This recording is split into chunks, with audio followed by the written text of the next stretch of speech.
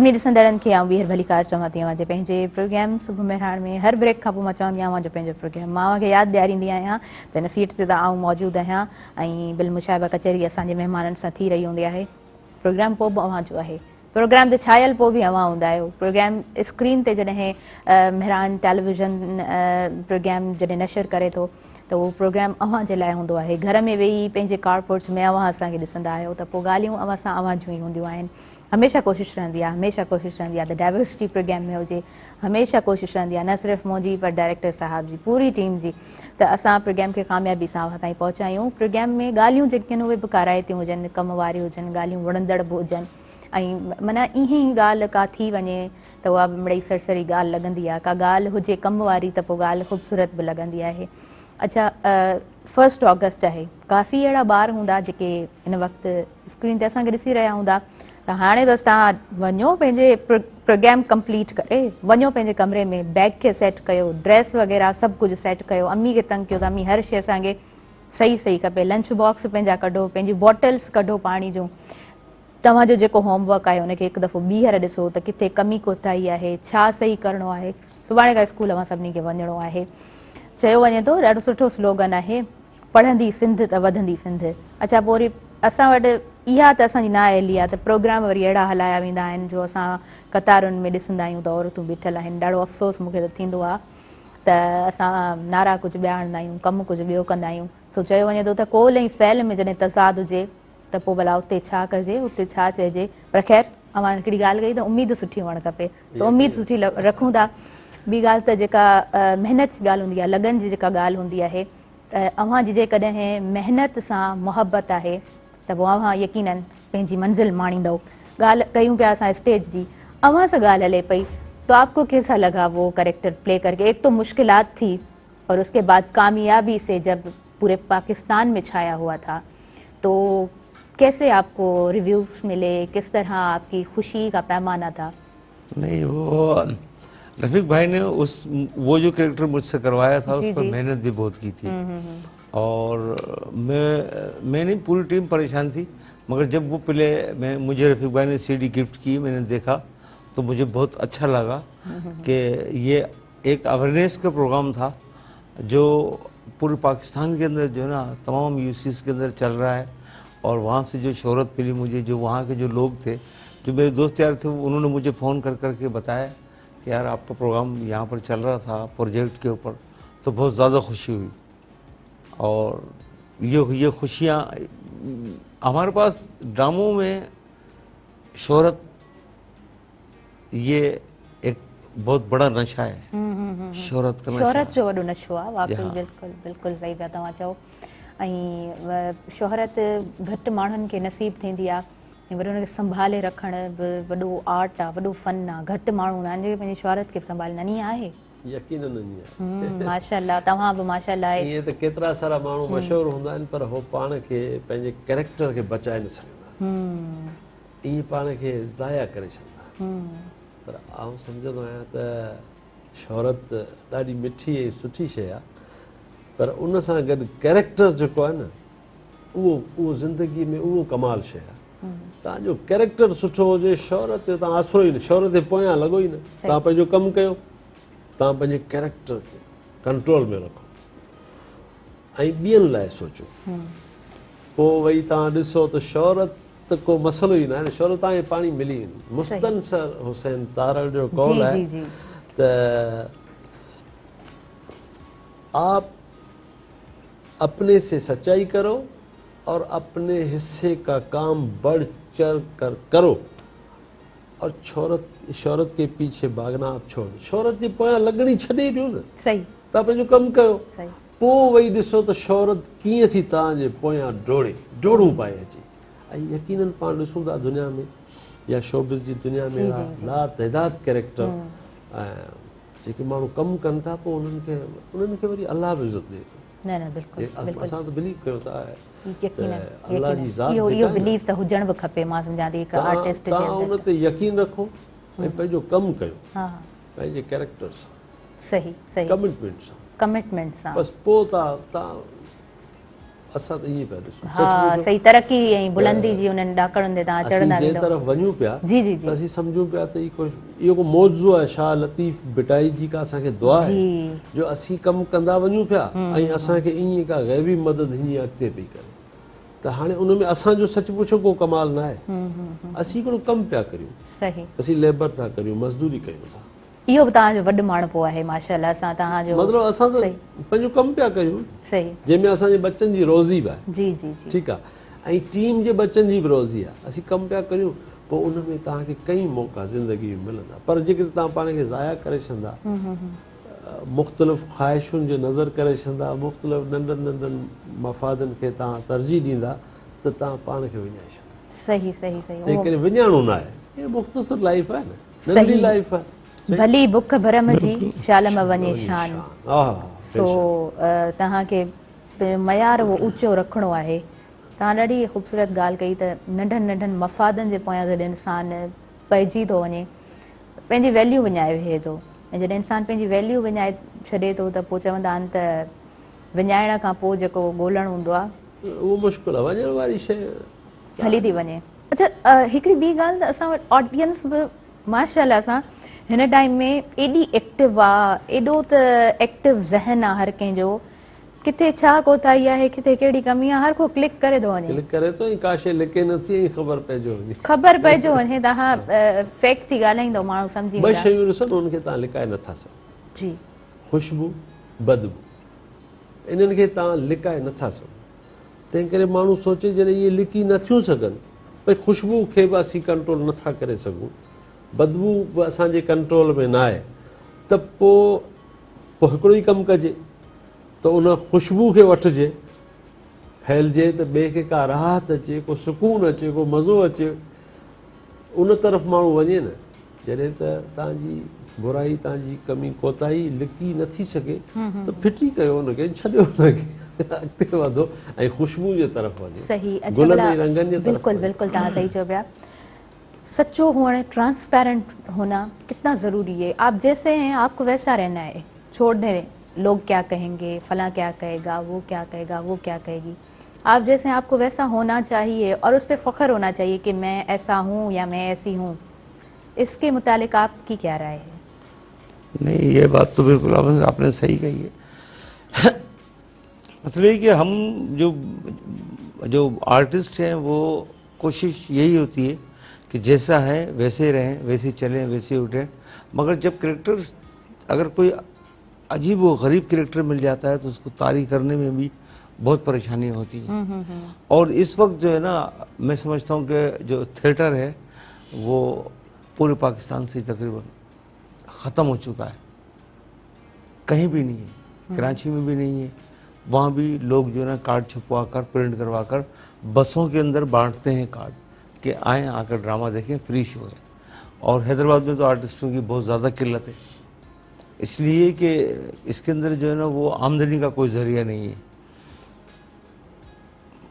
मैं culture department से government of Sindh से जो है ना वो मेरी यही तवक्का है कि कोई एकेडमी होनी चाहिए कि जहाँ पर आर्टिस्ट आएँ और एक्टिंग के शोबे से जो है ना वो रिलेटेड हो सीखें मेरा एक बेटा है और मैंने भी उससे पिछले दिनों काम करवाया उससे अपने ड्रामे में शामिर नाम है उसका और माशाल्लाह उसने बहुत ज़बरदस्त कैरेक्टर किया इसलिए कि यंगस्टर है अब यंगस्टर आर्टिस्ट है ही नहीं ना अच्छा मैं तो घर का आदमी था तो मैंने उससे घर में भी मेहनत करवाई मैंने घर में भी उसको सिखाया मैंने घर में भी उसको बताया जब वो स्टेज पर आया फेस्टिवल के ड्रामे में तो 10 के 10 ड्रामे वाले ने बहुत तारीफ की उसकी बोला ये यंगस्टर है बहुत अच्छा आर्टिस्ट है मगर उसको ड्रामों में काम करने का इतना ज़्यादा शौक नहीं है टिकटॉक बनाता है बहुत अच्छी बनाता है टिकटॉक वो मगर ड्रामों से दूर रहता है बोलता है इसमें इनकम नहीं है कोई इस वजह से तो नए लोगों को आना चाहिए सही सही सही सही बिल्कुलु तव्हां सही चयो पिया ऐं नवनि आर्टिस्टनि खे वेलकम बि चवणु खपे हिकिड़ी ॻाल्हि इहा बि आहे त को बि आर्टिस्ट लिकी कोन थो सघे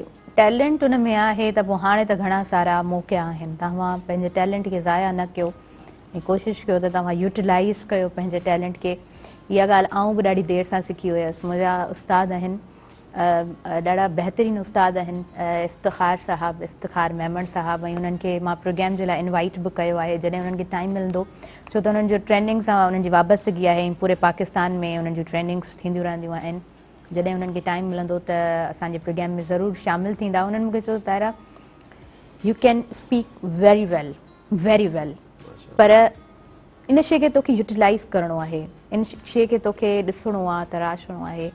त मां इलाही उन्हनि जी थैंकफुल आहियां त हुननि मूंखे बिल्कुलु एक्यूरेटली चयो त Tahira you can speak very well, पर उन शइ खे वक़्तु ॾियणु ज़रूरी हुयो, उन शइ ते कमु करणु ज़रूरी हुयो, उन जे लाइ पढ़णु ज़रूरी हुयो।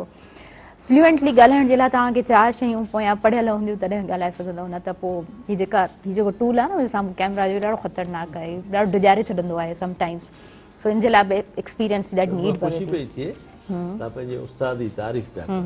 सच पुछो जेके माण्हू पंहिंजे उस्ताद जी तारीफ़ या उनजो क़दुरु कंदा आहिनि। अच्छा, असांजे डायरेक्टर साहब जो बि हिन में ॾाढो सुठो किरदारु आहे। यकीनन उस्ताद थियो। जी जी बिल्कुलु। ही प्रोग्राम डायरेक्टर मुर्तज़ा मजबूर साहब इहो तव्हांजो उस्ताद थियो। जी हाँ बिल्कुलु। ऐं इन कुर्सीअ ते अलाए केतिरियूं सारियूं फीमेल होस्ट आहियूं न, ही सभिनि जो उस्ताद आहे।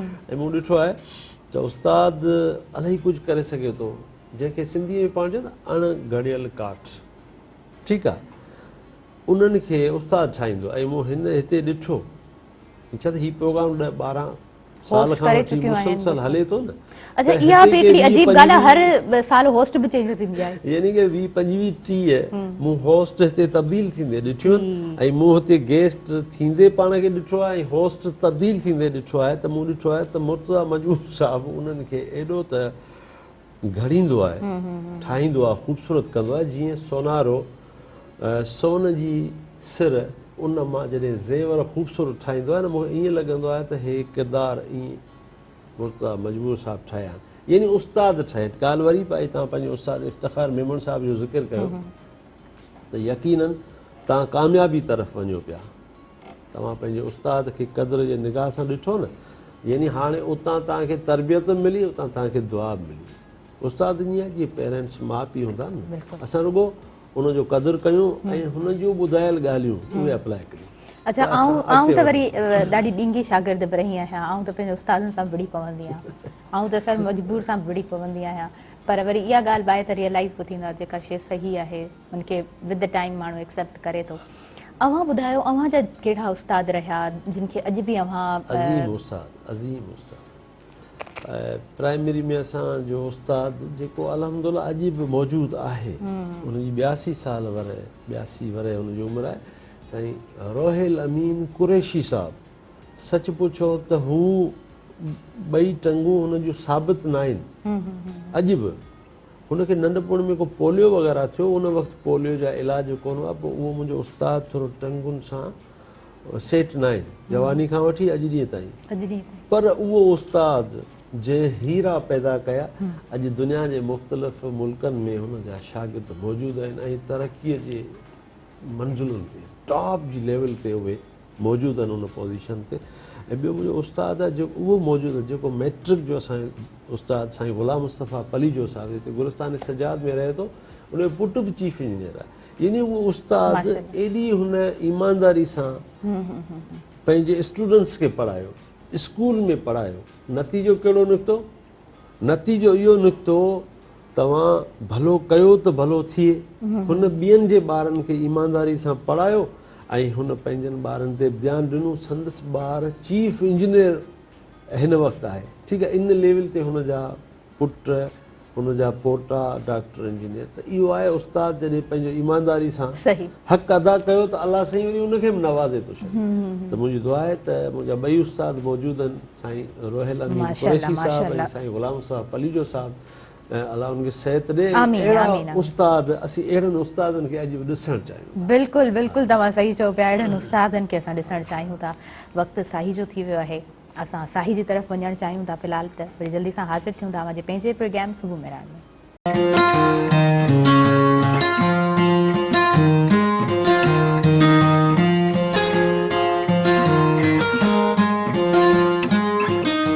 सभिनी ॾिसंदड़नि खे आऊं ॿीहर भलीकार चवां थी। अवांजे पंहिंजे प्रोग्राम सुबुह मेराण में प्रोग्राम जी तरफ़ अॻियां वधंदासीं। रफ़ीक ईसानी साहिबु असांजे प्रोग्राम में मौजूदु आहिनि ऐं उनखां अलावा ख़ालिद इमरान साहिबु असांजे प्रोग्राम में मौजूदु आहिनि। ॾाढा ॿई बहितरीनु आर्टिस्ट आहिनि ऐं संदन ॻाल्हियूं तव्हां ॿुधो ई पिया पूरे प्रोग्राम में, यकीन करियां थी त ॻाल्हियूं अव्हां जी दिलि वटां हूंदियूं। सो मां हमेशह चवंदी आहियां त ॻाल्हि जॾहिं पंहिंजी हूंदी आहे, घर में को ॿार कमु कार करे पियो ऐं पेरेंट्स जॾहिं पाण में ॻाल्हाईंदा आहिनि, उनजो नालो वठंदा आहिनि त उनजा कन वॼी वेंदा आहिनि, जल्दी सां अलर्ट थी वेंदो आहे, बाबा मां मुंहिंजी ॻाल्हि पिया कनि। सो असांजा व्यूअर्स बि मूंखे लॻंदो आहे ईअं इहा अव्हां असांजे लाइ आहियो त असां जॾहिं अव्हां जी ॻाल्हि कंदा आहियूं त अव्हां अलर्ट ज़रूर थी वेंदा हूंदा। अच्छा खालिद साहब, मैं आपसे ये पूछना चाहूँगी कि आपके कौन से उस्ताद रहे, कौन से टीचर्स थे जो आपकी इंस्पिरेशन रहे? मैंने जो कमर्शियल ड्रामे का आगाज़ जो है ना वो 78 में टंडो मोहम्मद खान से किया, और वहाँ पर मेरे उस्ताद से सैयद उल्फत शाह बुखारी, और अल्लाह ताला उनको हयाती दे, अभी तक है। आमीन आमीन। और आज तक मैं उनकी बहुत इज्जत करता हूँ, माशाल्लाह। पैरों पे हाथ लगाता हूँ उनके, जब मुझे मिलते हैं वो हैदराबाद में। उन्होंने मुझ पर बहुत मेहनत की है और बहुत आगे तक पहुँचाया है मुझे। जो डायलेक्ट डिलीवरी जो है ना, जो मेरी यानी कि इस टाइम पर हैदराबाद में संजीदा ड्रामों के अंदर जो डायरेक्ट डिलीवरी है, वो मेरे उस्ताद कहते हैं कि आपसे अच्छी कोई नहीं करता पूरे हैदराबाद माशाल्लाह में। माशाल्लाह। तो ये सारा काम जो है ना, ये उन्हीं का है, उन्हीं की दुआएं हैं मेरे साथ, और मैंने मेहनत भी बहुत की है। उल्फत शाह बुखारी मेरे उस्ताद रहे हैं, और आज तक वो जो है ना ड्रामे भी करते हैं, फिल्में भी बनाते हैं, बहुत सारे काम करते हैं शोबिस के। सही सही माशाल्लाह। इहा त ॻाल्हि थी वई तव्हांजा उहे उस्ताद जिन तव्हांखे आर्ट जी दुनिया में ॾाढो सुठे तरीक़े सां हिकिड़ो बैक पुशअप ॾिनो, ईअं चई सघूं था पाण। स्कूल जा तव्हांजी तालीमी मैदान में जेके उस्ताद रहिया उन्हनि खे हम कीअं यादि कंदा? हालांकि अॼु उस्तादनि जो ॾींहुं त कोन आहे, पर हर ॾींहुं उस्ताद जो थिए थो, इनखे असां मञूं था। सो जी प्लीज़। हाँ, स्कूल लाइफ के अंदर मैंने sir Ghulam Hussain Hidayatullah high school से जो है ना वो मैंने मैट्रिक किया वहाँ से। वहाँ पर हमारे जो हेड मास्टर थे वो थे शबीब शेरवानी। अच्छा, मुझे 7th क्लास से ड्रामा में काम करने का शौक़ था, तो मैं सबसे चुलबुला वो आर्टिस्ट था। सारे टीचर मेरे से मोहब्बत भी करते थे, और मुझे ख़ास तौर पर जो है ना वो प्रायोरिटी पर रखते थे। तो उस्तादों का तो बहुत ज़्यादा ताउन मेरे साथ रहा। मुझे अगर कहीं ड्रामे में जाना है, तो मैंने अगर छुट्टी वगैरह मांगी है, तो मुझे छुट्टियाँ भी उन लोगों ने दी हैं। बहुत अच्छा काम था। शबीब शेरवानी, वो समझ चुके थे कि आप हैं ही आर्टिस्ट, हाँ, ये आपको रोकना नहीं है। रोकना नहीं है, और उन्होंने नहीं रोका, तो आज मैं इस मुकाम पर हूँ। और उन लोगों ने भी मेरे साथ बहुत ताउन किया। सही सही। मैं पढ़ने में भी अच्छा था, और स्कूल के सारे पढ़ाई के अलावा दिगर काम जो है ना, मैं वो भी करता था स्कूल के सारे जितने भी थे। सही सही माशाल्लाह जी। तो जैसे कोऑर्डिनेटर होता है ना, तो मैं एक तरीके से अपने स्कूल का कोऑर्डिनेटर भी था कि ये कलर करवाना है, ये बेंच सही करवानी है, यहाँ पर ये सोफे पॉलिश करवाने हैं। तो बहुत एक्टिव रहा हूँ मैं शुरू से। सही सही माशाल्लाह। यह क्वालिटी भी घट स्टूडेंट्स के अंदर होती है। अच्छा, उसके अलावा एक और बात कि बातें तो मेरी ख़त्म होने वाली नहीं है, टाइम ख़त्म हो जाएगा, मेरी बातें ख़त्म नहीं होंगी। अच्छा, मैं आपसे ये भी पूछना चाहूँगी कि पूरा आपका जो एक्सपीरियंस रहा है आर्ट की दुनिया में, आप इससे क्या सीखे हैं? क्या आपका विजन रहा है? क्या आप समझते हैं कि इस इतने एक्सपीरियंस से मैंने ये चीज़ बड़े अच्छे तरीके से सीखी है? मुझे इस पूरे पीरियड में जो है ना वो कॉन्फिडेंस जो है ना वो बहुत ज़्यादा मिला है मुझे। मेरे को बहुत ज़्यादा कॉन्फिडेंस मिला है। मैंने काम भी बहुत किया, मैंने पढ़ा, मैंने इंटर किया है, फिर मैंने 3 साल चांडका मेडिकल कॉलेज में पढ़ा है। उसके बाद से फिर ये जो हालात ख़राब हुए ना, तो फिर मुझे वहाँ से यहाँ आना पड़ गया। फिर उसके बाद फिर मेरी तवज्जो नहीं रही बिल्कुल भी। बाहर ये कि स्टेज ड्रामों से बहुत ज़्यादा मुझे जो है ना वो तरक्की भी मिली है, शोहरत भी मिली है, और सबसे ज़्यादा बड़ा जो है ना वो मुझे कॉन्फिडेंट मिला है मुझे। मैं किसी के साथ, मैंने किसी भी कोई कितना बड़ा भी ऑफिसर हो, बैठा हो, मैं इससे खुलकर बात करता हूँ बिल्कुल। सही सही कोई मेरे में कोई ज़रा सा भी हिजाब नहीं होता कि अगर मैंने इससे ये बात की तो ये मेरे साथ क्या करेगा। मुझे कोई परवाह नहीं होती इस बात की। और ठीक ठीक ठीक, ओके जी ओके। अच्छा, वैसे एक ऐसी बात है कि कभी झूठ बोला है, झूठ का सहारा लिया है? बहुत बोला है, स्टेज पर तो बोलते ही झूठ है। हाँ, स्टेज के अलावा। हाँ, स्टेज पर तो बोलते ही झूठ है। कभी कभार घर पे भी झूठ बोलना पड़ता है कि किसी मेले के अंदर जा रहे हैं, मगर जाते ड्रामे के अंदर है, ड्रामा करने के लिए कि भाई 2 दिन का प्रोग्राम है वहाँ पर। अब घर वाले तो सोचते हैं ना 2 दिन का प्रोग्राम है, पूरी टीम यहाँ से जा रही है, फीमेल आर्टिस्ट भी इन लोगों के साथ होंगी, आर्टिस्ट भी होंगे, तो कभी कभी झूठ भी बोलना पड़ता है कि मेले में जा रहे हैं, मेला घूमने के लिए। सही सही सही माना हिकिड़े आर्टिस्ट खे ईअं बि करिणो पवंदो आहे सर भला कूड़ ॻाल्हाइणु सही आहे कोन्हे सही हूअं त माना शुरू खां नंढपण खां ॿुधंदा पिया अचूं कूड़ न ॻाल्हाइजे वरी आर्टिस्ट त माना हमेशह आर्टिस्ट खुली ॿुधाईंदा आहिनि हा बाबा कूड़ त ॻाल्हाईंदा आहियूं कूड़ खां सवाइ गुज़ारो कोन थो थिए। पहिरीं ॻाल्हि त कूड़ न ॻाल्हाइणु खपे ऐं ॿियो त हिन वक़्तु दुनिया में को अहिड़ो माण्हू न आहे जेको कूड़ नथो ॻाल्हाए। छा त कूड़ ॻाल्हाइणु असांजी सोसाइटी में ज़िंदगी जो हिसो बणिजी आहे पर कूड़ न ॻाल्हाइजे। आउं हुन ते बिलीव थो कयां त कूड़ न ॻाल्हाइजे। अच्छा घटि खां घटि ॻाल्हाइजे सफ़ा ॾुखियुनि हालतुनि में जेकॾहिं तव्हांखे ॻाल्हाइणो पवे। अच्छा कंहिं सिचुएशन खे संभालण जे लाइ या कंहिं बुरी को भरम रखण लाइ भरम रखण जे लाइ या कंहिं कंडीशन खे बिगाड़ण खां बचाइण जे लाइ मां उहो बि जाइज़ कोन्हे। जाइज़ त कोन आहे बिल्कुलु आहे उहो बि ग़लति पर मजबूरन ॻाल्हाइणो पवे त ठीकु आहे कमु हलाए छॾिजे बाक़ी अवॉइड कजे कोशिशि कजे त माण्हू सचो हुजे खरो हुजे साफ़ दिलि हुजे सही ॻाल्हि सिधी ॻाल्हि हक़ जी ॻाल्हि कम जी ॻाल्हि स्ट्रेट फॉरवर्ड चयो वञे थो हा सही ॻाल्हि आहे उन ते बिलीव उहो करे छॾिजे सही आहे सही बिल्कुलु तव्हांखे मुश्किलातूं थोरियूं घणियूं ईंदियूं फेस कजे हिमत कजे हौसले सां अॻिते वध। अच्छा पहले तो सही बेहतरीन बेहतरीन। अच्छा अच्छा सर आपसे भी पूछना चाहूंगी प्लीज आप ऐड करें क्या ऐड करना चाह रहे थे? मैं ये कहना चाह रहा था पहले तो झूठ बहुत मुश्किल से पकड़ा जाता था अब तो जो है ना हर 4 कदम के बाद एक झूठ सुनने को मिलता है। हेलो यहाँ कहाँ हूँ और टावर पे खड़ा हुआ बात कर रहा होता है मगर कहता है मैं सब्जी मंडी में हूँ मुझे 1 घंटा लगेगा आपके पास पहुँचते। तो हर 4 कदम के बाद कोई ना कोई आदमी टेलीफोन के ऊपर जो है ना वो झूठ बोल रहा होता है। सही सही सही तो तव्हां जीअं सर रफ़ीक चयो न हाणे त असांजे मामलात में हर ॻाल्हि में कूड़ त माना जहिड़ो ज़रूरी बणिजी वियो आहे हालांकि हीअं हुजणु न खपे। उन खां अलावा ईअं कॾहिं थियो आहे त को अहिड़ो कमु आहे बहितर कमु आहे या चओ पिया मां हिनखे दिलि सां कयो आहे इन जे लाइ रिवॉर्ड को हुअणु खपे? न आउं का अहिड़ी उमेद न रखंदो आहियां। मूं पंहिंजी लाइफ में कम खे अहमियत ॾिनी आहे सादगी खे अहमियत ॾिनी आहे ऐं मुंहिंजो यकीन पुख़्तो आहे त आउं जेको कमु कयां पियो सो सची ॻाल्हि आहे त उहो तारीख़ ज़ाया कोन कंदी उहो केरु उनखे क़बूल करे थो नथो करे इहो ई आर्टिस्ट आहे इहा ई हिकु आर्टिस्ट जी डेफिनेशन असां पंहिंजो कमु करियूं। अच्छा ॿियो तव्हां छा तव्हांखे का शइ मिलंदो त उहो तव्हांखे कहिड़ो दिली सुकून ॾींदो। इज़त हर को चाहे थो क्लैपिंग असांखे वणे थी सही इज़त वणे थी छा इज़त वारा आहियूं इज़त वणे ॾियूं था त इज़त डिज़र्व कयूं था उन जी उमेद 1000 दफ़ा रखूं था पर उहो को नशोतारी नथा करनि।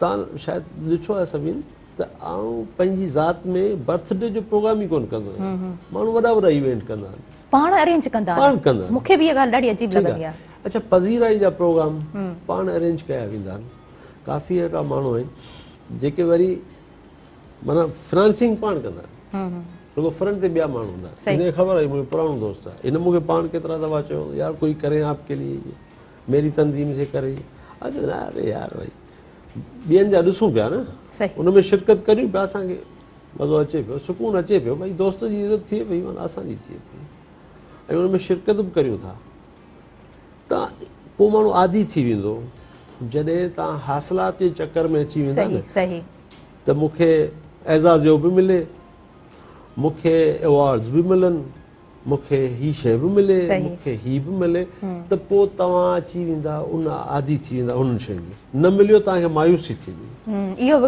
नाकारा थी वेंदा न इहो नशो तव्हांजो पूरो न थियो तव्हां नाकारा थींदा आस्ते ज़ाया थींदा फिटी कयो छॾियो तव्हां कमु कयो ऐं तव्हांखे तवक्कुल हुअणु खपे सही पोइ इहा त वाक़ई हक़ीक़त जी ॻाल्हि आहे त हिकु आर्टिस्ट खे हुअण बि ईअं खपे ऐं हक़ीक़ी जेको सचो आर्टिस्ट आहे मां सम्झां थी उनजो इन खां वधीक को विज़न हूंदो बि कोन त मूंखे कमु पंहिंजो ॾाढो ख़ूबसूरती सां करिणो आहे ऐं मुंहिंजी इहो ई मुंहिंजे लाइ रिवॉर्ड आहे इहो ई मुंहिंजे लाइ सभु कुझु आहे त पोइ इन खां वधीक ॿियो कहिड़ो रिवॉर्ड आहे जॾहिं तव्हांखे जीअं मां ॻाल्हि कई त मां यूनिवर्सिटी में जॾहिं उहो स्टेज प्ले कयो पिए ऐं जेके बि हज़ारनि जी तादाद में फॉर एग्ज़ाम्पल स्टूडेंट्स वेठा आहिनि उहे जॾहिं वेही करे उनखे इंजॉय कनि था उन मां लेसन हासिलु कनि था त इन खां वधीक भला ॿियो कहिड़ो रिवॉर्ड हूंदो सही। अच्छा वक़्तु साही जो थी वियो आहे साई जी तरफ़ वधंदासीं व्यूवर्स। नंढो ब्रेक आहे, अवां काॾे न वेंदा, ॾिसंदा रहंदा अवां जो पंहिंजो प्रोग्राम सुबुह मेहराण।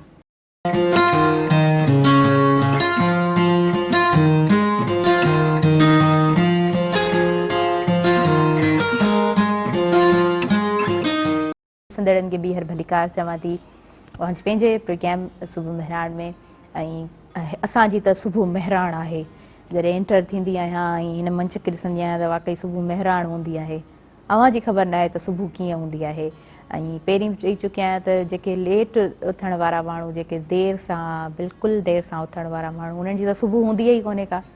उन्हनि जी त ॾींहं जी शुरूआति ई मंझंदि खां थिए थी, ॿिपहरनि खां थिए थी। पाण तव्हां उनखे कंहिंखे टैक्स कंदा हुजो, पोइ तव्हां चई छॾियो त गुड मॉर्निंग, उहा हिकिड़ी अलॻि ॻाल्हि आहे। पर तव्हां उहो सुबुह जो पहर मिस करे छॾियो। अव्हां खे भला कहिड़ो पहर वणंदो आहे? सुबुह कंहिंखे न वणंदी। सही पिया चओ बेटा, साईं जो फरमान आहे न, जिनी ॾांद न बिज तिनी तुंहिंजो आसरो, अवल ॾींहुं उन्हनि खे पोयो ॿारियूं सिज। सुभान अल्लाह, बेशक बेशक। त सिज जो ज़िक्र करे ई इन लाइ थो त अलाह जी ज़ात ते भरोसो करे अवल ॾींहुं उन्हनि खे अलाह साईं उन्हनि खे ॾेई थो छॾे। सिज पोइ थो उभिरे, रोशनी पोइ थी थिए, सुबुह पोइ थो थिए। ऐं इहो सुबुह जेको आहे, इन जूं केॾियूं फज़ीलतूं आहिनि।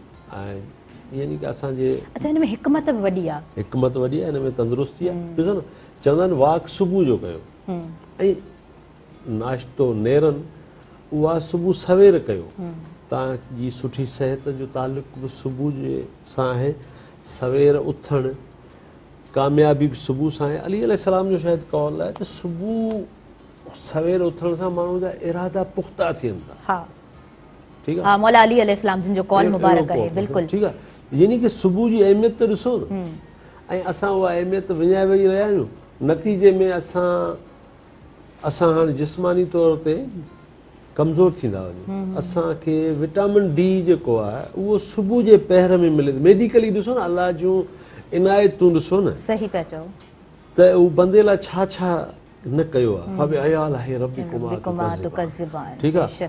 त सुबुह जे उथण सां माण्हू जी सिहतमंदी आहे। त जेका सुबुह जी पहिरीं उस में जॾहिं माण्हू उहा महसूस थो करे, उन में वाक थो करे, विटामिन डी थी ठहे। ऐं जिस्म जो अहम हिसो आहे। अॼुकल्ह हर माण्हू में विटामिन डी जी खोट आहे, जो हू सुबुह वारी उस खे ॾिसे कोन थो, वाक करे कोन थो।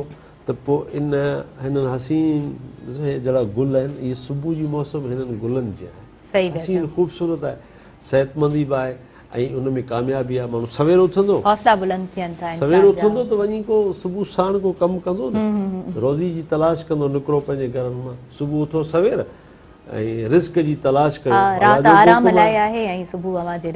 जो हुकुम आहे, ऐं त उन सां फ़ाइदो थींदो, तरक़ी कंदो। माण्हू सुबुह उथंदो, घणो कमु कंदो, घणी महिनत कंदो, त उनजा नतीजा बहितर निकिरंदा। रिस्क रोज़ीअ में बि इज़ाफ़ो थींदो, सिहत तंदुरुस्ती में इज़ाफ़ो थींदो। त करे सुबुह सुभान अल्लाह, सुबुह जी ॻाल्हि कहिड़ी कजे। बिल्कुलु सही पिया चओ। अच्छा, भला अव्हां खां मां इहो पुछंदसि, हिकिड़ो आर्टिस्ट आहे, हुनखे राति जो बि कमु आहे, सॼो हफ़्तो कमु करे थो, हिकिड़ो ॾींहुं मिले थो, सवाल ई पैदा नथो थिए उहो आर्टिस्ट सुबुह जो सवेर उथे। या हूंदो आहे, रियर केसिस में हूंदो। मां हिकु ॾाढे मशहूरु एक्टर जो इंटरव्यू ॿुधो, हुन चयो मां सुबुह जो ज़रूरु उथंदो आहियां। अक्षय कुमार चयो हुयो, मां सुबुह जो उथां थो, सिज उभरे थो, ऐं हुननि जी जेका रीत रस्म जेका थिए थी, हुनजे मज़हबी हवाले सां उहा कयां थो। त ॾाढी हुनजी इंस्पायरेशनल स्टोरी लॻी पई। अव्हां ॿुधायो, अव्हां जे केस में कीअं हूंदो आहे? सुबुह जो सवेर उथणु, लास्ट टाइम तव्हां ज़िक्र कयो, घटि थिए थो ईअं? अच्छा, मसला ये है कि हम तो उन खुश नसीब लोगों में से हैं जो सुबह का पहला सूरज हम लोग देखते हैं, विटामिन डी भी लेते हैं, फिर उसके बाद नाश्ता भी करते हैं, फिर उसके बाद जाके सोते हैं। जो रिस्क का जो मामला है, जो फजर में जो अल्लाह ताला रिस्क देता है, उस टाइम पर हमारी आंखें जो है ना वो खुली हुई होती हैं बिल्कुल। सही। हम वो अपना रिस्क लेकर, अपने विटामिन डी लेकर फिर जाकर सोते हैं। उसके बाद पूरा पैकेज जो मिले तो पैकेज पूरो हासिल करणो आहे, पोइ वञी सुम्हणो आहे। इन जे लाइ वॾी हिम्मत थी खपे। इहा हिम्मत भर के कोन हूंदी आहे। सभिनी आर्टिस्ट खे त सवाल ई पैदा न आहे। सर, उन खां पोइ वरी 3 बजे उथंदो आहे। सही। इहा बि हिकिड़ी कमिटमेंट आहे न। कमिटमेंट अथसि पंहिंजी माना अॼु निंड फिटायो वेठो आहे माना निंड फिटाइण कमिटमेंट हूंदी तॾहिं निंड फिटंदी अदरवाइज़ निंड ईअं कोन थी फिटे उन खां अलावा आर्ट्स भिटाई काउंसिल जे असां ॻाल्हि कंदासीं आर्ट्स भिटाई काउंसिल जो छा फ़ाइदो आहे ऐं कीअं तव्हां रजिस्ट्रेशन कराए सघो था थोरो प्रोसेस तव्हां ॿुधाईंदव भिटाई आर्ट्स जी जी जी भिटाई आर्ट्स काउंसिल असांजी हिकिड़ी अहिड़ी ऑर्गेनाइज़ेशन आहे आर्ट्स काउंसिल बि तव्हां ऐड कजो न हुन में हा आर्ट्स काउंसिल हिन वक़्तु हैदराबाद जे आर्टिस्टनि जी हिकिड़ी वॾी ख़्वाहिश हुई त हिते हिकिड़ो अहिड़ो सरकारी तौर ते बि सरकार जे फंडनि सां बि हिकिड़ो अहिड़ो इदारो हुजे जीअं कराची आर्ट्स काउंसिल आहे जी जी जी जीअं इस्लामाबाद में Pakistan national council of the arts आहे उहे बुनियादी तौर कमु कनि था अदाकारनि फ़नकारनि शाइरनि अदीबनि को डांसिंग में आहे को कथक में आहे को कवाल वारो आहे को पेंटिंग वारो आहे त इन क़िस्म जी असां वटि हैदराबाद में खोट हुई त हाणे तकिड़ो arts council of Hyderabad register थी आहे ऐं सिंध गवर्नमेंट उनखे ऑन बि कयो आहे त उहो हिकिड़ो बहितरीनु इदारो हुते जुड़ी वियो आहे जंहिंमें असां सभिनी जी कोशिशि आहे त उहो जेका शइ हिकिड़ी ठही आहे उहा सुठो कमु करे ऐं सभिनी आर्टिस्टनि खे पाण सां गॾु खणी अॻिते वधे ऐं आर्टिस्टनि जूं हिकिड़ियूं हूंदियूं आहिनि न ख़्वाहिशूं तमन्नाऊं या हो महसूसु कंदा आहिनि त इहे असांजा जेके बुनियादी हक़ आहिनि असांखे मिलनि त इन क़िस्म जो हिकिड़ो इदारो ठहियो आहे वरी मां हुन में ईअं ई चवंदुसि त बहितरीन में उमेदु रखो ठीकु आहे बहितरीन में उमेदु रखी उन प्लेटफॉर्म ते असीं कमु था करियूं असां उहो कमु शुरू करे छॾियो आहे अॼु 1 अगस्त अॼु खां हुनजी मेंबरशिप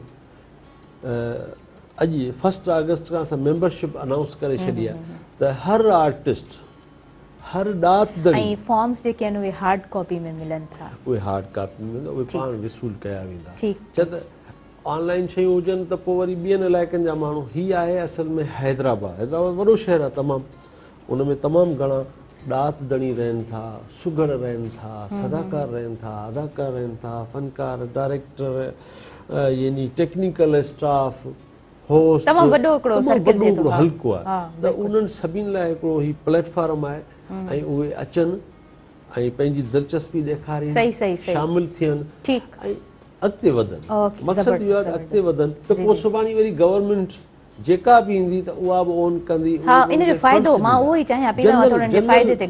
इहो आहे त हिते थिएटर फेस्टिवल थींदा हिते मुशाइरा थींदा हिते अदबी कॉन्फ्रेंसूं थींदियूं अच्छा हिकिड़ी ॿी जेका सुठी ॻाल्हि यूथ लाइ त 3 कोर्स प्लान कया विया आहिनि सेप्टेंबर में अनाउंस थींदा थिएटर ट्रेनिंग 3 महीननि जा क्लासिस हलंदा यूथ जी इन्वॉल्वमेंट मुख़्तलिफ़ यूनिवर्सिटियुनि जा कॉलेजिस जा मेल फीमेल अचनि ऐं थिएटर ट्रेनिंग हासिल कनि ऐं ट्रेनर केरु हूंदा कराची खां ईंदा प्रोफेशनल ट्रेनर अच्छा ॿियो हूंदो म्यूज़िक जो 3 महीननि जो कोर्स म्यूज़िक सिखण लाइ सुर साज़ आवाज़ मुख़्तलिफ़ शयूं उन जा ट्रेनर बि तक़रीबन कराची मां ईंदा 3 महीननि जो उहो कोर्स आहे ऐं 3 महीननि जो कोर्स आहे यूथ लाइ यानी कि फाइन आर्ट्स मुख़्तलिफ़ शयूं त इन क़िस्म कैलीग्राफी वग़ैरह अचनि अच्छा इहो आहे स्पेशली यूथ लाइ ऐं उहो यूथ जेको इन फील्ड में दिलचस्पी वठे थो त हू चए थो न हिते को सेखारण वारो कोन्हे हिते को इदारो न आहे त इहो arts council of Hyderabad plan कयो आहे ऐं तमामु जल्दी मेहरान आर्ट्स काउंसिल में इहे 3 कोर्स मुख़्तलिफ़ महीननि इहो हिकिड़ो फ़ाइदो नज़र अचे पियो ऐं उन सां गॾु जेके सीनियर आर्टिस्ट आहिनि सीनियर माण्हू आहिनि उन्हनि सां रिहाणियूं करणु उन्हनि जी पज़ीराई करणु या अहिड़ा वॾा अज़ीम किरदार जेके असां खां मुंतक़िल थी विया आहिनि हुन जहान में उन्हनि खे यादि करणु अच्छा 6 अगस्त ते तमामु लीजेंड आर्टिस्ट आहे मुस्तफ़ा कुरैशी साहिबु उन सां हिकिड़ी रिहाण आहे जंहिंमें तमामु वॾो प्रोग्राम प्लान कयो वियो आहे जंहिंमें इहे सभु शयूं उन में अनाउंस बि थींदियूं त हिकिड़ी बहितरी जे रस्ते ॾांहुं वञण जो हिकिड़ो इरादो कयो आहे दोस्तनि सभु गॾिजी सभु माण्हू हुन में शामिल त कोशिशि आहे त इहो बहितर थिए बहितरी लाइ असीं सभु दोस्त गॾु थिया आहियूं त अॻिते वधूं माशाल्लाह जी माशाल्लाह खोड़ सारी दुआऊं आहिनि त जेको बि सेटअप आहे जेका प्लैनिंग आहे एज़ पर एजेंडा सॼो कमु थिए ऐं 3 कोर्सिस ॾाढा बहितरीनु कोर्स त तव्हां जेकॾहिं आर्ट में अचणु चाहियो त डिफरेंट मीडियम्स आहिनि कैलीग्राफी आहे तव्हां जेकर स्केचिंग करणु चाहियो था त उनजे लाइ बि तव्हां क्लासिस वठी सघो था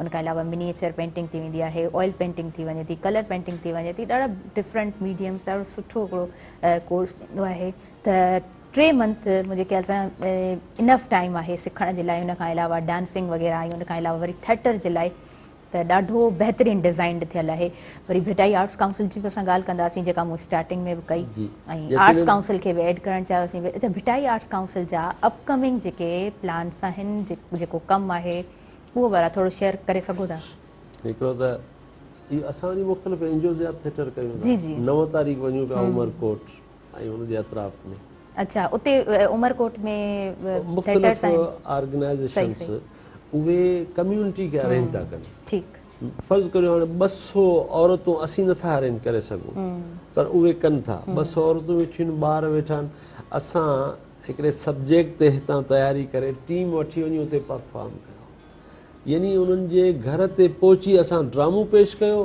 उहो ड्रामो जंहिं औरत वटि घर में टीवी बि कोन्हे लाइट बि कोन्हे रस्तो बि कचो पको आहे उते असां पहुची वियासीं ड्रामो कयोसीं ड्रामे में असां ॾिनो हुननि खे पैगाम ठीकु आहे उहो ड्रामो हुननि खां कोन विसरंदो छा त हुननि वटि ॿियूं के मसरूफ़ियत आहिनि ई कोन बिल्कुलु ठीकु आहे हो त इन्हनि शयुनि लाइ सिखनि था ऐं उहे आर्टिस्ट वञनि ऐं हिकिड़ो पैगाम ॾेई हुननि खे बाशूर कनि इन ते असां कमु कयूं पिया ॿियो ऐं PNC Pakistan national council of the arts हुननि सां मूं मीटिंग कई आहे त शाह लतीफ़ जूं सूरमियूं मूं सिंध में कयूं आहिनि सिंधीअ में जी जी जी हा वरी हुननि सां मीटिंग कई त हुते सॼे पाकिस्तान जा माण्हू गॾनि हिते असां करणु पिया चाहियूं शाह लतीफ़ जूं सूरमियूं उर्दू में उन्हनि सां ॻाल्हि ॿोल हले पई कराची आर्ट्स काउंसिल सां हले पई जिते मूं हाणे मूमलाणो जमा करायो आहे त इन क़िस्म जी असांजी हिकिड़ी आहे त भिटाई आर्ट्स काउंसिल मुख़्तलिफ़ अहिड़ा डिफरेंट प्रोग्राम करे जंहिंमें अवेयरनेस बि हुजे दास्ताननि खां वाक़ुफ़ बि कजे शाह लतीफ़ जे पैगाम खे आम कजे बुनियादी तौर असीं ॾिसूं शाह लतीफ़ जो पैगाम अमन मोहबत भाईचारो औरत जी अज़मत औरत जो किरदारु औरत जी वॾाई उनखे थिएटर ज़रिए पेश करणु त इन ते भिटाई आर्ट्स काउंसिल केतिरे अरसे खां कमु करे पई हाणे बि इनशाला उहो ई कमु असांजो जारी आहे वरी आर्ट्स काउंसिल ऑफ हैदराबाद ठही वई त असीं उनजो बि हिसो आहियूं यानी जेको बि केर बि कहिड़ा बि इदारा चङो कमु कंदा असीं हुननि जो टीम थी उहो कमु करण लाइ वाह ज़बरदस्त ज़बरदस्त ॾाढो सुठो तव्हांजो मिशन आहे ऐं उमेद बि रखूं था त ईंदड़ वक़्त में जेका बि तव्हांजी प्लानिंग आहे एज़ पर प्लानिंग तव्हांजा कमु थियनि ऐं अञा वधीक सुठियूं तव्हां प्लानिंग्स कंदा रहो अञा वधीक सुठो कमु थींदो रहे असांजी सिंध में सिंध खां ॿाहिरि असांजे पाकिस्तान में ऐं शाह साईं जे पैगाम खे आम कयो वञे सिंधी में त काफ़ी सारो कमु थी चुको आहे वरी उनखे उर्दू खे उनमें उर्दू खे ऐड करे पूरी स्क्रिप्ट जेके आहिनि ट्रांसलेट करे त मुंहिंजे ख़्याल सां ॾाढो ख़ूबसूरत इहो कमु आहे सो लिमिटेड टाइम आहे असां वटि पूरे प्रोग्राम में अव्हां खां एंड असां जेको आहे जी बिल्कुलु तव्हां बिल्कुलु सही चओ पिया अव्हां खां हमेशह सिखण जे लाइ मिलंदो आहे ऐं अॼु बि ॻाल्हियूं तमामु कार जूं ॾाढियूं ख़ूबसूरती सां असांजे व्यूवर्स ताईं लाइव प्रोग्राम जे थ्रू पहुतियूं अव्हांखे मूंखे त ॾाढो सुठो लॻो हमेशह मां त स्टार्टिंग में बि चयो ॻाल्हाईंदे हमेशह बहितरु लॻंदो आहे सुबुह मेहराण जो हीउ जेको समाव आहे इहो तव्हांखे कीअं लॻंदो आहे अॼु कीअं लॻो इहो ॿुधणु चाहींदासीं इन शॉर्ट मैसेज बि वठंदासीं शानदार प्रोग्राम एॾी सुठी उनमें गुफ़्तगू तमामु ॾाढियूं सुठियूं सुठा अहवाल कया ऐं सुठा अहवाल पुछिया ख़ालिद भाई बि असां शामिलु थियो ऐं मैसेज कहिड़ो आहे बसि पंहिंजे हिसे जो कमु कयो बिल्कुलु ऐं सुठो कयो ऐं उहो कयो जंहिंमां ॿिए खे फ़ाइदो थिए पोइ अलॻि ॿिए कहिड़ो बि हुजे थिएटर जो हुजे स्टेज जो हुजे समाज असीं हिकिड़े समाज जो हिसो आहियूं असीं हिन धरती ते रहूं था हिन शहर में रहूं था हिन मुल्क में रहूं था त उते असां समाजी तौर बि पंहिंजूं ख़िदमतूं सर अंजाम ॾियूं जंहिंसां ॿिए जी का बहितरी थिए भलाई थिए तरक़ी थिए या उनखे हौसलो ॾिजे हिमत ॾिजे मुड़ुसु माण्हू करे बिहारिजे अवेयरनेस ॾिजे, बसि इहे मुख़्तसिर। वाओ, बहितरीन बहितरीन। हमेशह जीअं ॾाढो ख़ूबसूरत तव्हांजो मैसेज, तव्हांजी महिरबानी प्रोग्राम में शामिल थियो, अवां वक़्तु ॾिनो अवां असांखे, तव्हांजो वैल्यूएबल टाइम असांजे प्रोग्राम लाइ बि ॾाढो वैल्यूएबल रहियो। ऐं ख़ालिद साहब अवां खां बि पुछंदासीं आपको आकर यहाँ पे कैसे लगा? आप पहले भी शामिल हो चुके हैं मेरी होस्टिंग के दौरान, और इन द एंड आपका भी इन शॉर्ट क्या मैसेज होगा? मुझे जो है ना वो मेहरान टीवी पर आते हुए जो है ना बहुत अच्छा लगता है। हालांकि बहुत जगहों से मुझे ऑफर होती है, मगर एक तो सुबह उठने का मसला, फिर इस प्रोग्राम ये बड़ा मसला है। हाँ, उठने का सुबह बड़ा मसला है। अच्छा, इस प्रोग्राम में आने की जो ख़ास बात है ना, वो ये है कि इस प्रोग्राम के जो डायरेक्टर हैं वो मुर्तज़ा मजबूर हैं, और वो मेरे बहुत अच्छे दोस्त हैं, जहाँ भी मिलते हैं बहुत वो बड़ा मजबूर कर लेते हैं। हाँ, वो बहुत मजबूर करते हैं, और ख़ुद भी बहुत अच्छे एक्टर हैं। हाँ बिल्कुल, बहुत अच्छा अदाकार है ना मुर्तज़ा मजबूर। तो वहाँ उनका प्रोग्राम होता है, इस वजह से फिर पता लगता है कि आप जो हैं वो होस्ट हैं, और आपके साथ बैठ के आपकी गुफ्तगू सुन के, आपकी डिलीवरी सुन के बहुत मज़ा आता है। Thank you so much sir, thank you so much. In short क्या मैसेज होगा आपका? अच्छा प्रोग्राम है, लोगों को अवेयरनेस मिलती है इस प्रोग्राम से, और हमें भी इसके अंदर इसमें आते में खुशी महसूस होती है कि हम लोगों का पैगाम जो है ना लोगों तक जाता है। माशाल्लाह जी, ज़बरदस्त ज़बरदस्त, बेहतरीन। तव्हांजी महिरबानी प्रोग्राम में शामिल थियो। व्यूअर्स, इंशाअल्लाह ईंदड़ प्रोग्राम में वरी हाज़िर थींदासीं, नवां महिमान खोड़ सारी पाण ॻाल्हियूं कंदासीं, हिकु सुठी गुफ़्तगू यकीनन असां वटि थींदी। मूंखे मुंहिंजी समूरी टीम खे ॾींदो इजाज़त, पंहिंजी दुआनि में रखंदो यादि। अल्लाह वाही। अल्लाह वाही।